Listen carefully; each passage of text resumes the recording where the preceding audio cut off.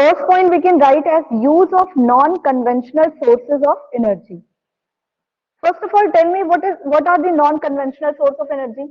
Non-conventional source of energy किसे बोला जाता है? ये हम लोगों ने पढ़ा है ना, conventional and non conventional.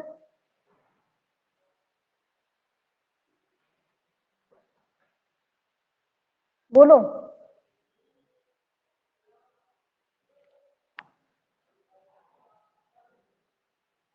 Who will answer? Non conventional मतलब सोर्स ऑफ एनर्जी वो सोर्स ऑफ एनर्जी है जो नॉन रिन्यूएबल है. नॉन रिन्यूएबल है. Yes ma'am. और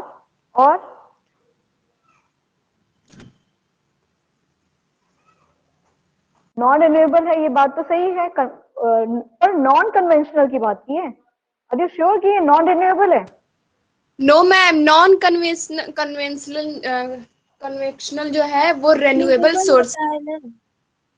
और जो मैम ऑपोजिट बोल दिया, कायनात ने ऑपोजिट बोल दिया ना, कि जो नॉन रिन्यूएबल होता है वो कन्वेंशनल सोर्स ऑफ एनर्जी है, और जो नॉन कन्वेंशनल है वो रिन्यूएबल सोर्स ऑफ एनर्जी होता है.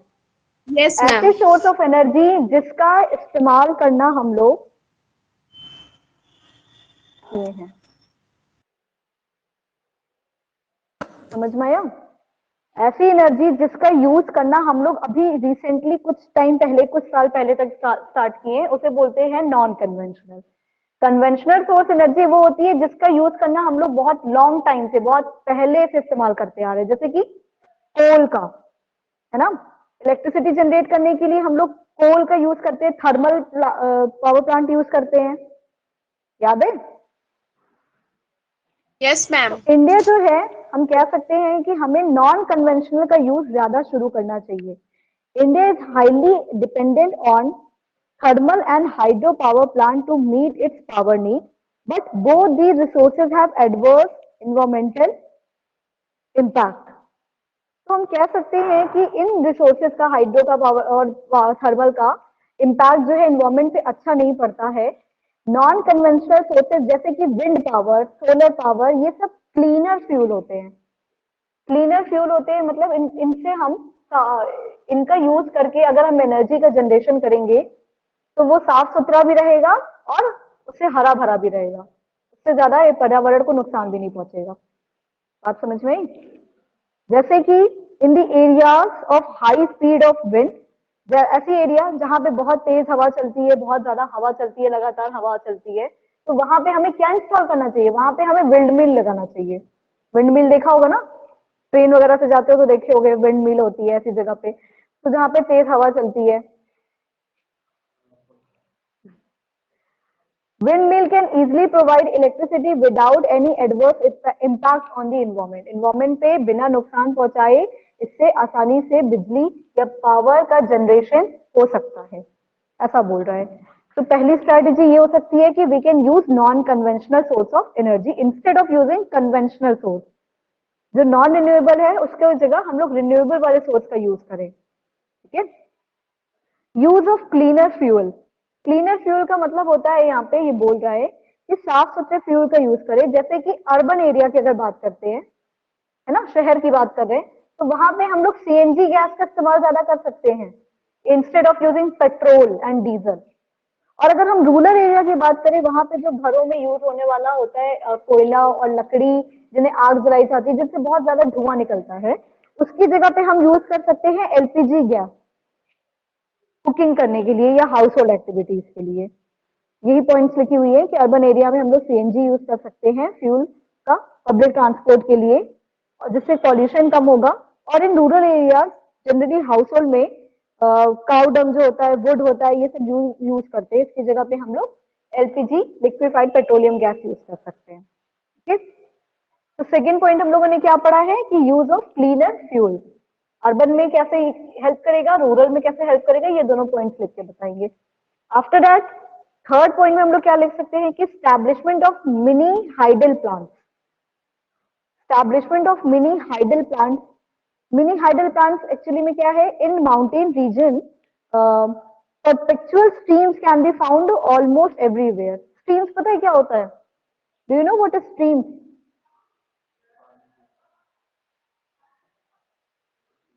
हाँ, do you know what is stream? पानी,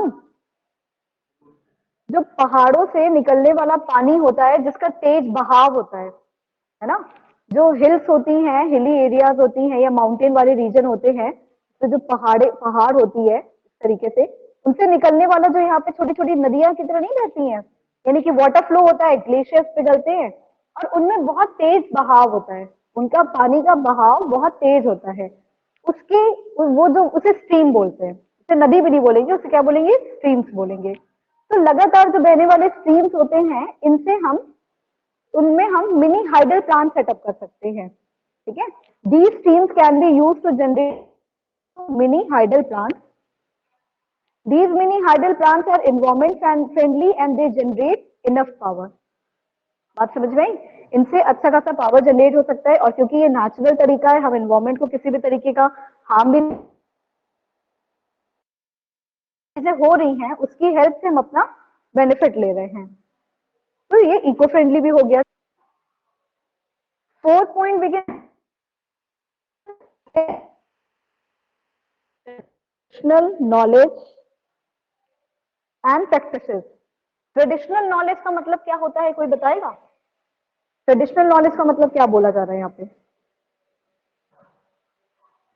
हाँ मैम, जो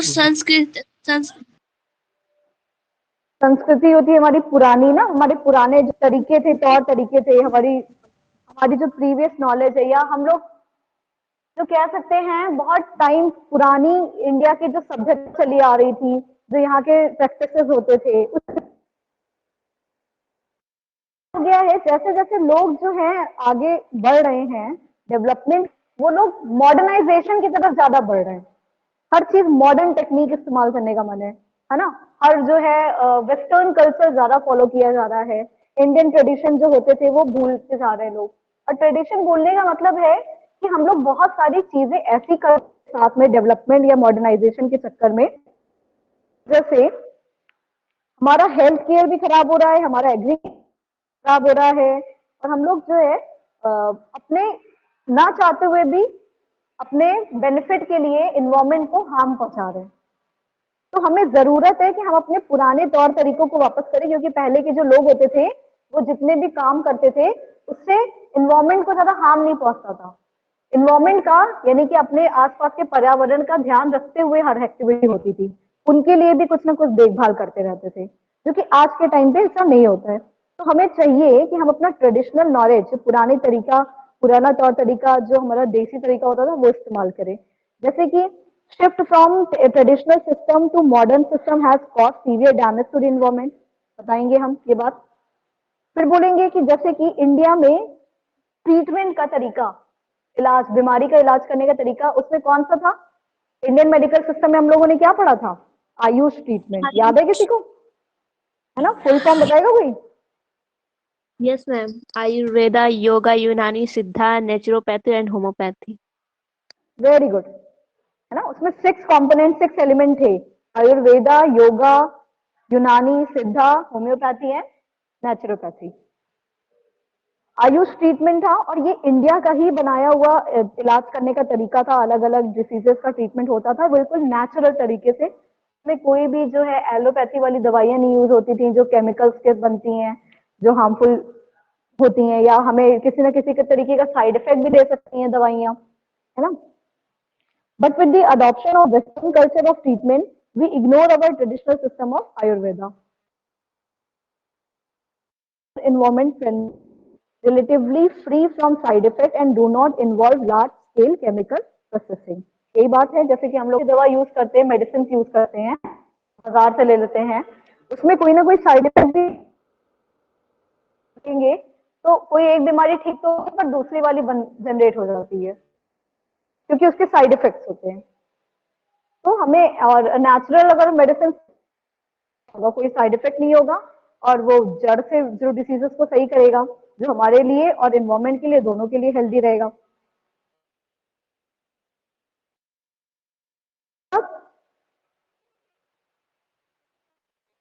मैम वॉइस क्लियर नहीं हो। कौन कौन से 4 पॉइंट्स पढ़े हम लोगों ने?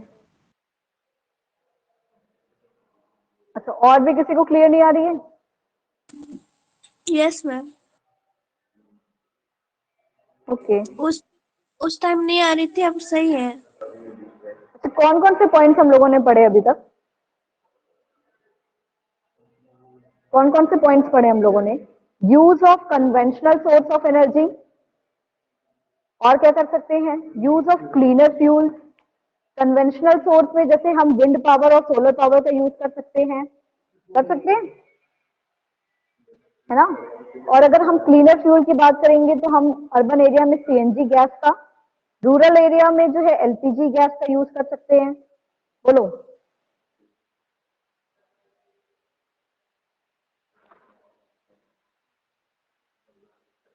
और हम स्टैब्लिशमेंट कर सकते हैं मिनी हाइडल प्लांट्स का। मिनी हाइडल प्लांट से जो है एनवायरमेंट फ्रेंडली होता है और बहुत अच्छा खासा पावर जनरेशन भी होता है, इलेक्ट्रिसिटी जनरेट होती है, ठीक है, जो स्ट्रीम्स निकलते हैं माउंटेन से उससे। नॉलेज, ट्रेडिशनल नॉलेज और प्रैक्टिस हम कर सकते हैं, जो हमारा पहले का तरीका होता है ट्रीटमेंट करने का या कुकिंग करने का या बहुत सारी चीजें करने का, जैसे आयुष ट्रीटमेंट हो गया। और फिफ्थ पॉइंट में हम लोग पढ़ेंगे कि use of bio compost. Use of bio compost का क्या मतलब होता है?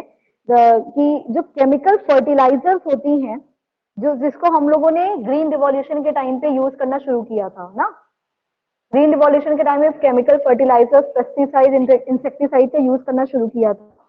उससे क्या होता है, एग्रीकल्चर की प्रोडक्टिविटी जो है वो धीरे धीरे इम्पैक्ट होती है, उससे ना खराब होती रहती है, और प्रोडक्टिव लैंड जो है वो कंटामिनेटेड हो जाता है।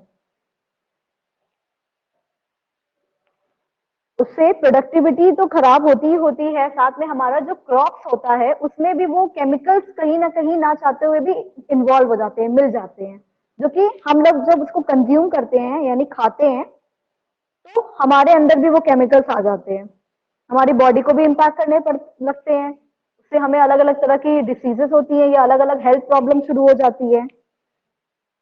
तो यूज ऑफ बायो कंपोस्ट बोल रहे हैं, हम बायो कंपोस्ट यूज करके भी इन केमिकल्स को रोक सकते हैं और अपने लैंड को और अपनी हेल्थ को, दोनों को खराब होने से रोक सकते हैं। कैसे लिखेंगे पॉइंट को इसको? With the increasing demand of organic food, farmers have again started using compost made from organic waste. Organic waste मतलब नेचुरल तरीके से जो खाद मिलता है ना, वो नेचुरल वाला ऑर्गेनिक जो वेस्ट है, उससे जो फर्टिलिटी इंक्रीज होती है लैंड की, वो यूज करना, वो टेक्निक इस्तेमाल करना हम लोग ज्यादा बढ़ा सकते हैं, क्योंकि आजकल ऑर्गेनिक फूड का डिमांड ज्यादा बढ़ गया है। लोगों को ऑर्गेनिक का नशा कैसे चढ़ा, ऑर्गेनिक कैसे डिमांड करने लगे? क्यों? क्योंकि देखा गया जितना ज्यादा मार्केट के सामान में इतना मिलावट हो गया, इतना ज्यादा केमिकल से कच्चे फ्रूट को, मैंगो को, अगर वो ग्रीन है उसको इंजेक्शन लगा के पका दिया जा रहा है ना? हर एक फूड प्रोडक्ट में कोई ना कोई केमिकल का यूज किया जा रहा है, चाहे वो फ्रूट हो या वेजिटेबल हो, उसको बेचने के लिए हायर प्राइसेस से, कि दिखने में अट्रैक्टिव लगे और लोग खरीद ले। लेकिन ये नहीं पता चलता कि खाने के बाद उसका कितना इम्पैक्ट पड़ता है, कितना बुरा असर पड़ता है हमारे बॉडी पे। तो ऑर्गेनिक फूड की डिमांड बढ़ गई है, जिसकी वजह से फार्मर जो है वो ऑर्गेनिक वेस्ट से फर्टिलाइजर बनाना शुरू कर दिए हैं। In certain areas cattles are maintain only because they produce dung. कुछ एरिया में कैटल्स को, यानी कि जो गाय भैंस ये सब पाला जाता है, सिर्फ इसलिए रखा गया है सो दैट उनका जो काऊ डंग होता है वो मिले। वो भी एक तरह का खाद का काम करता है और उससे और भी यूज किया जाता है ना, उससे भी जो है फर्टिलाइजर बनाने का यूज किया जाता है। तो हम अपने बायो कंपोस्ट का यूज बढ़ा सकते हैं instead of using chemicals and insecticides and pesticides. Six point we will write as control of biopest. क्या क्या स्टेप लेना है उसमें हम लोग 6 पॉइंट ऐसे बता सकते हैं कि बायोपेस्ट को कंट्रोल किया जाए। पेस्ट मतलब जानते हो क्या होता है? कीड़े मैम मकोड़े। कीड़े मकोड़े। ग्रीन रिवॉल्यूशन की वजह से सबसे ज्यादा केमिकल पेस्टिसाइड्स यूज होना शुरू हुआ था, ये बात भी पता है, हम लोगों ने फर्स्ट सेकंड चैप्टर में ही पढ़ा था। वाटर हमारे इन्वायरमेंट को भी पोल्यूट करती है और हमारे हेल्थ को भी जो है पोल्यूट करती है। पोल्यूट करती है मतलब हमारे हेल्थ को भी खराब करती है, डैमेज करती है। क्योंकि वही फूड तो हम लोग खा रहे हैं जो हम लोगों ने बायो कंपोस्ट के बारे में पढ़ा। सेम पॉइंट हम लोग इसमें भी बता सकते हैं कि हम लोग नेचुरल पेस्टिसाइड्स का इस्तेमाल कर सकते हैं। आप लोगों को पता होगा कि नीम के पेड़ के बारे में सुना है? Yes ma'am. है ना? नीम का जो होते हैं, नीम का जो पत्ती होती है वो कड़वी होती है, वो नेचुरल जो है पेस्टिसाइड का भी काम करती है। उससे हम लोग स्किन के लिए भी यूज करते हैं, खाने के लिए भी यूज करते हैं, और साथ ही साथ अपने प्रोडक्टिविटी या प्रोडक्शन करने के लिए जो है कल्टीवेशन करने के लिए भी हम उसका यूज कर सकते हैं, जिससे कि उसके ऊपर पेस्ट वगैरह जो है अटैक ना करें। To overcome this problem, better method of pest control are promoted. Example, neem-based pesticide are friendly and free from side effects. क्योंकि ये नेचुरल है और इससे जो है कीड़े मकोड़े नहीं लगते हैं। In addition, awareness should be created for use of various animals like snakes, owls, peacocks, lizards. In animals का भी यूज कर सकते हैं, जो छोटे मोटे कीड़े मकोड़े होते हैं उसको मारने का काम करते हैं। जैसे अर्थवॉर्म सुना है? अर्थवॉर्म क्या करता है? मैम मिट्टी को ना वो भुरभुरा बना देता है।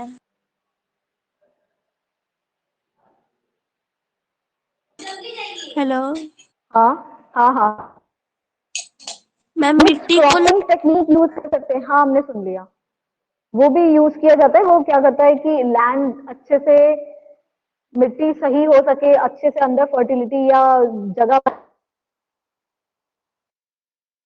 लिए जो है वो एक तरह से हमारी कल्टीवेशन में हेल्प ही करते हैं, प्रोडक्शन करने में। मिक्स क्रॉपिंग और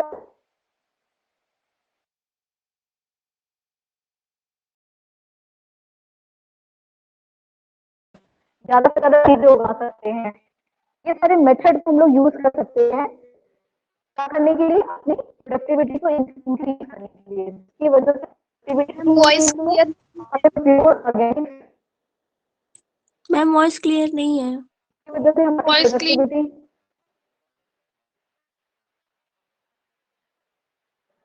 ओके, अभी I clear?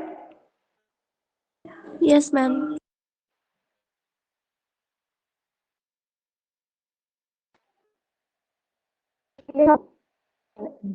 Cropping, mix cropping method भी यूज कर सकते हैं। लास्ट पॉइंट क्या है? Sustainable pattern of consumption and production. Change in unsustainable pattern of consumption and production.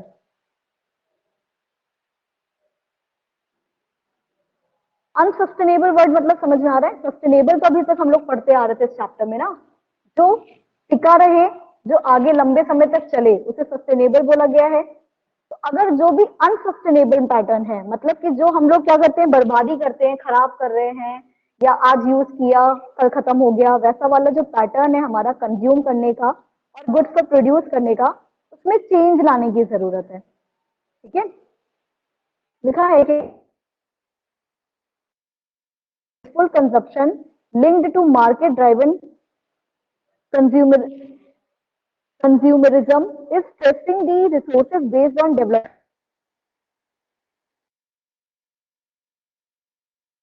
Power बढ़ रही है, हमारे पास पैसा आ रहा है, तो हम लोग कोई भी प्रोडक्ट खरीदने के तैयार हो जाते हैं।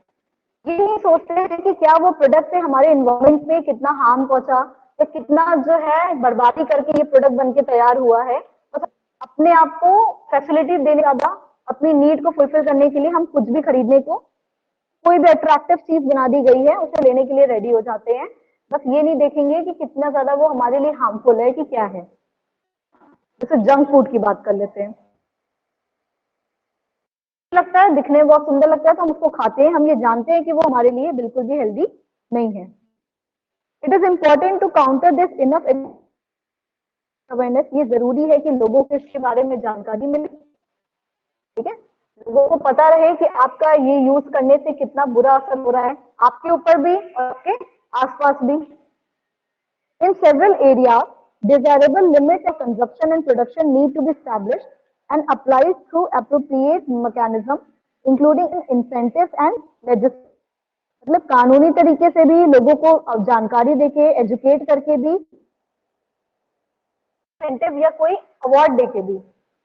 जरूरी है कि कुछ ऐसे एरियाज में जहाँ पे बहुत ज्यादा इस तरीके की एक्टिविटी हो रही है, जैसे पेड़ बहुत ज्यादा काटा जा रहा है, हर चीज वुडन चाहिए, है ना, घर में हर एक चीज वुडन चाहिए, तो ये वुडन लेने के लिए वुड को तो काटना पड़ेगा, उसके पेड़ लगाने के बारे में लोगों को बताना चाहिए कि आप जितने प्लांट को कट कर रहे हो उतने न्यू प्लांट, उससे डबल प्लांट ग्रो भी तो करो, है ना। एक पेड़ को बनने में जो है, बड़ा होने में टाइम लगता है, तो अगर आप 10 प्लांट काट रहे हो तो आपको 20 जो है नए प्लांट भी लगाने चाहिए, सो दैट आपका इन्वायरमेंट, क्योंकि उनमें से 2-4 में जो है ऐसे ही खराब हो जाएगा, नेचुरल तरीके से जो वेस्ट हो जाता है या किसी ने केयर नहीं किया तो खराब हो जाएगा, तो एटलीस्ट जितना आप डैमेज कर रहे हो उतना आप उसको प्रिवेंट भी करो या रोको भी। तो ये सारी चीजें हमें करने की जरूरत है टू सस्टेन अवर एनवायरमेंट या सस्टेनेबल डेवलपमेंट के लिए, है ना। अनसस्टेनेबल पैटर्न जो है हमारा कंजप्शन और प्रोडक्शन का, उसको बदलने की जरूरत है। कैसे बदल सकते हैं?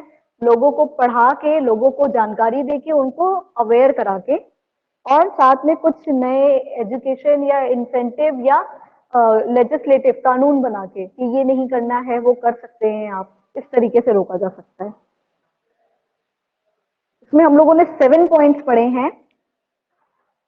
कौन कौन से 7 पॉइंट पढ़े हैं एक बार रिवाइज कर लेते हैं। Use of non conventional sources of energy, use of cleaner fuel, establishment of mini hydel plant, traditional knowledge and practices, use of biocompost, use of biopest या कंट्रोल ऑफ बायोपेस्ट, ऐसा biopest use करें जो natural तरीके से मिले, ऐसा pest control use करें जो नेचुरल तरीके से मिले। फिर change in unsustainable pattern of consumption, ये 7 पॉइंट्स हम लोगों ने पढ़े थे इस चैप्टर में। ओके, इसी के साथ ही ये चैप्टर कंप्लीट होता है। You have to read this chapter from your book also.